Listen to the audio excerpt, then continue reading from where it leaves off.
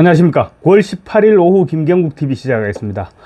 이재명 민주당 대표의 선거법 위반 혐의에 대한 결심 공판이 20일 예정되어 있습니다. 내일 모레죠. 20일 결심 공판은 두 건의 선거법 위반 혐의 가운데 지난 6일 피고인 신문에서 못다한 백현동 부지 용도 상향 조정은 박근혜 정부 국토부의 협박 때문이었다는 허위사실 유포 부분에 대한 피고인 신문을 마저 하고, 그리고 최후 진술, 검찰 구형 등의 순서로 진행됩니다. 결론부터 말하자면 이재명은 피고인 신문에서 아무것도 건질 수 없을 것입니다. 검찰이 너무나 많은 증거와 증언들을 확보하고 있기 때문입니다. 이재명이 계속 재판을 지연시키면서 오히려 재무덤을 팠다는 지적이 나오는 이유입니다. 재판 지연으로 검찰에게 굉장히 방대한 증거 자료를 확보할 수 있는 시간을 벌어줬다는 것입니다. 먼저 검찰은 국토부가 성남시에 보낸 공문 여러 건을 확보했습니다. 성남시가 국토부에 백현동 용도 변경과 관련한 질의를 했는데, 국토부가 백현동 부지 용도 변경은 의무사항이 아니고 성남시가 알아서 결정하라고 회신을 했었죠. 또 전현직 성남시 공무원 9명, 전직 국토부 직원 5명, 전직 한국식품연구원 직원 2명 등 총 16명으로부터 국토부로부터 협박은 없었고 그런 소문도 없었다는 진술조서도 받아둔 상태입니다. 물론 이들은 법정에서도 같은 내용의 증언을 했습니다. 이들이 이재명을 처벌하기 위해서 허위 증언 시 처벌을 무릅쓰면서까지 법정에서 거짓말을 할 이유는 없었을 것입니다. 성남시 공무원들은 또 국토부에서 용도 변경은 의무사항이 아니니 성남시에서 알아서 하라는 내용의 공문을 보내왔을 때 이재명에게 모두 보고했다는 진술도 했습니다. 심지어 이재명 측에서 신청한 증인들조차 사실상 검찰 측의 손을 들어줘 버렸습니다. 백현동 용도 부지 상향이 국토부의 협박 때문이었다는 이재명의 주장은 이제 완벽하게 허위 사실로 사실상 입증되었습니다. 이 부분에 대해서는 이재명 측에서도 더 이상 반박하기는 어려울 것입니다. 그래서 이재명 측에서 꺼내던 카드가 있습니다. 이재명이 백현동과 관련해서 했던 발언은 경기도지사 자격으로 국정감사장에서 했던 발언이므로 선거법 위반으로 볼 수 없다는 논리입니다. 얼핏 들어보면 그럴싸해 보일 수도 있는 주장인데, 검찰은 이 부분 역시 이재명 측의 주장을 완벽하게 탄핵할 여러가지 증거들을 확보했습니다. 이재명은 2021년 10월 10일 민주당 대통령 후보로 선출됐고, 그 이후 10월 18일 경기도에 대한 국정감사 때까지 경기도지사직을 사퇴하지 않았습니다. 그래서 정인으로 경기도 국정감사에 출석했던 것입니다. 따라서 국정감사 당시 민주당 대통령 후보이면서 경기도지사 자격이었습니다. 그래서 국정감사는 경기도지사로서의 도정에 대한 감사를 받는 자리였지 대통령 후보로서 국감 정인석에 앉았던 자리가 아니었다. 그래서 당선을 목적으로 한 발언이 아니었던 만큼 선거법 위반을 적용해서는 안 된다는 주장을 펼치고 나선 것입니다.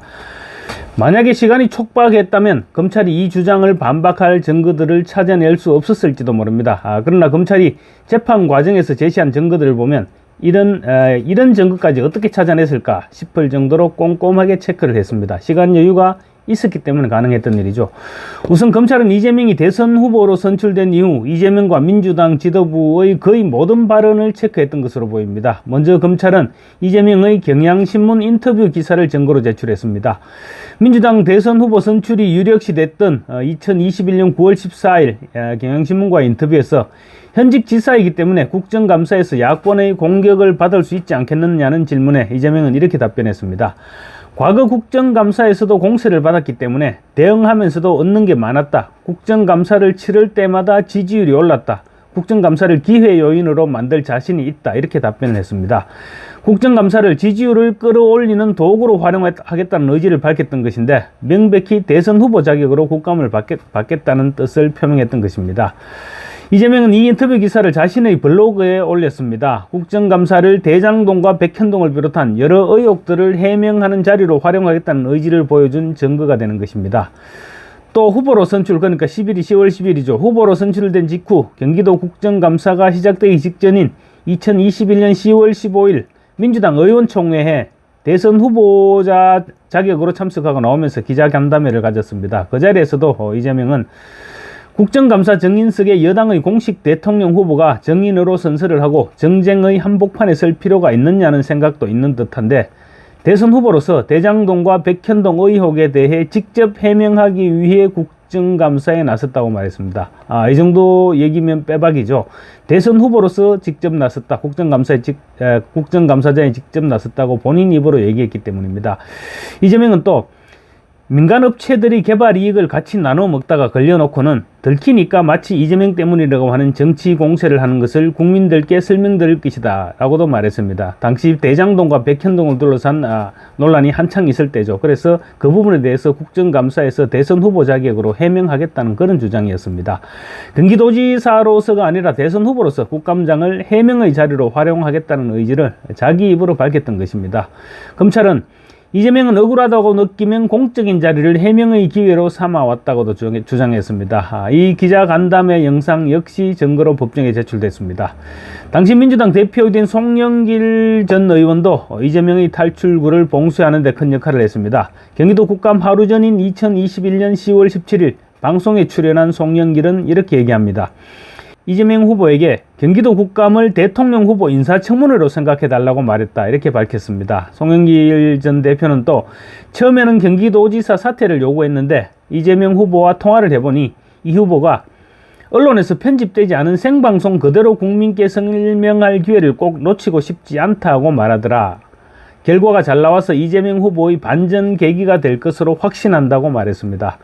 그러니까 당시 민주당 차원에서도 경기도 국감은 경기도정을 점검하는 국감이 아니라 대통령 후보 이재명을 널리 알리는 기회로 활용했다는 점을 밝힌 것입니다. 송영길 딴에는 이재명을 도와주려 했는데 결과적으로는 이재명의 발목을 잡은 셈입니다. 물론 송영길의 발언 내용과 방송 영상 모두 재판부에 제출됐습니다. 이쯤 되면 이재명이 백현동 발언과 관련해서 빠져나갈 구멍을 찾는 것은 불가능해 보입니다. 그리고 또 고 김문기 전 성남도시개발공사 개발 1처장에 대해 기억이 나지 않는다고 주장한 부분도 이재명 본인의 입으로 거짓말임을 입증하고 있습니다. 이재명의 위정교사 혐의와 관련해서 공범인 김진성 씨와 통화한 내용이 공개됐는데 15년이나 지난 기억을 모두 되살려내고 있었습니다. 김진성 씨와 이재명이 통화한 시점은 2018년 12월 말이었습니다. 이재명은 그런데 2018년 12월 말에 통화를 하면서 15년 전인 2003년 검사 사칭 부분에 대해서 김진성 씨에게 언급하면서 당시 KBS PD와 인터뷰하기로 약속했던 시간이 11시 반이었는데 전화 온 시간이 11시 28분이었다는 식으로 1단위까지 시간을 언급했습니다. 그리고 KBS 담당 PD뿐만 아니라 카메라맨과 오디오맨 보조의 이름까지 기억하고 있었습니다. 뿐만 아니라 김진성 씨, 당시에는 김병량 성남시장의 수행 비서에 불과했습니다. 그런 김진성 씨의 전화번호까지 기억하고 있었다는 사실이 통화 녹취록을 통해서 드러났습니다. 엄청난 기억력이라고 할 수 있겠죠. 그런데 그보다 훨씬 이후의 일, 그러니까 2015년에 열흘 동안 호주와 뉴질랜드 출장을 함께 갔던 김문기 씨를 잘 기억하지 못한다는 것은 앞뒤가 안 맞아도 너무 안 맞는 얘기죠. 특히 고 김문기 씨의 핸드폰에는 이재명 변호사로 전화번호가 저장되어 있었습니다. 성남시장이 되기 이전 변호사 시절부터 알고 지냈다는 것이죠. 그리고 대장동과 관련해서 대면 보고만 해도 고 김문기 씨가 7, 8차례 대면 보고를 했다는 것인데 그런 김문기를 성남시장 시절에는 몰랐다는 것은 위정교사 때의 기억력과는 달라도 너무 다른 것입니다. 그렇다면 이제 검찰은 얼마나 구형을 할까요? 당선을 목적으로 허위사실을 유포한 데 대한 대부분의 양형 기준은 벌금 200만에서 800만원, 징역 10월 이하입니다. 그런데 가중 요소가 있습니다. 해당 허위사실 유포가 유권자의 판단에 중요한 작용을 했다고 보여질 경우 가중 요소입니다. 이재명이 성남시장 시절 고 김문기 씨를 몰랐다라고 주장한 시점은 대장동 의혹이 막 터져나왔을 때입니다. 김문기 씨를 몰랐다고 주장한 것은 나는 대장동과 무관하다는 주장을 하기 위한 발언으로 볼 수 있는 만큼 유권자의 판단에 결정적인 역할을 했다, 이렇게 볼 수 있는 것이죠. 그리고 백현동 인허가가 국토부 협박 때문이었다는 발언 역시 백현동 용도 변경 특혜 의혹을 물어보는 과정에서 나온 답변이었으므로 나는 특혜에 결백하다, 이런 주장을 하기 위한 것이었습니다. 그리고 선거일에 임박한 시점에 허위사실을 유포했을 경우 또 공중을 대상으로 한 전파 가능성이 높은 곳에서 발언했을 때 이런 것들도 가중 요소로 작용합니다. 이재명은 TV토론과 그리고 실시간으로 중계되는 국정감사에서 했던 발언이었던 만큼 가중 요소로 적용될 가능성이 굉장히 높아 보입니다. 그리고 혐의 내용도 두 건이죠. 그래서 벌금 800만원 이상까지도 충분히 구형할 수 있는 내용으로 볼 수 있을 것 같습니다. 이재명 입장에서는 최악의 경우 징역형을 검찰이 구형할 가능성도 배제할 수 없어 보입니다. 검찰은 이틀 후로 다가온 이재명 선거법 위반 혐의에 대해서 어떤 구형을 할까요? 결심 공판을 하는 내일 모레 금요일이죠. 20일 보수단체가 주도해서 서울중앙지법 주변에서 이재명의 엄벌을 촉구하는 대규모 차량 시위를 예고했습니다. 이재명 재판부의 판사들을 개딸들의 위협으로부터 보호하고 판사들을 격려하기 위해서라고 합니다. 결심 공판 한 달 뒤에는 선고가 내려질 것입니다. 판사들에 대한 각별한 보호 조치가 필요할 것으로 보입니다. 감사합니다.